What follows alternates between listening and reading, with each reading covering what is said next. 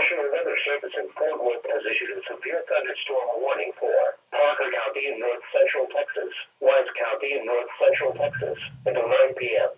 At 8:06 p.m., severe thunderstorms were located along the line extending from near Jacksboro to near Grapefruit to 10 miles northwest of Gordon, moving east at 45 miles per hour. Hazard, 70 miles per hour wind gusts and quarter-size hail. Source, radar indicated. Impact, hail damage to vehicles is expected. Expect considerable tree damage. Wind damage is also likely to mobile homes, roofs, and outbuildings.